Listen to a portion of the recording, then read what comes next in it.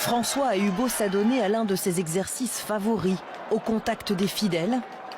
Tout au long de ce bain de foule surprise, son visage est resté fermé, la mine grave. Il est un peu plus de midi lorsqu'il apparaît enfin au balcon de la basilique Saint-Pierre de Rome, acclamé par la foule. Visiblement éprouvé et à bout de souffle, il ne prononce que quelques mots. Cari fratelli e sorelle, buona Pasqua.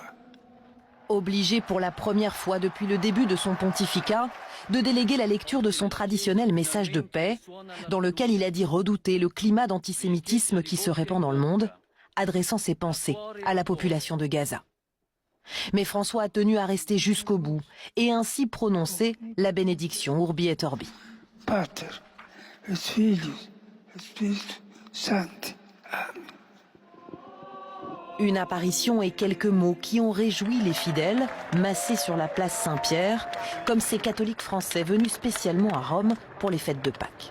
Oui, on sent qu'il n'a pas beaucoup de souffle pour parler, donc en fait il s'économise pour pouvoir nous bénir. Il était fatigué, mais il avait envie de montrer qu'il est là avec nous, donc ça c'est important. Le chef de l'Église qui s'est aussi acquitté de son rôle de chef d'État aujourd'hui. En fin de matinée, François a reçu brièvement le vice-président américain J.D. Vance.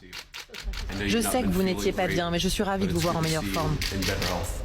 Il y a 2 mois, le pape s'était attiré les foudres de la Maison-Blanche en critiquant la politique migratoire du gouvernement Trump.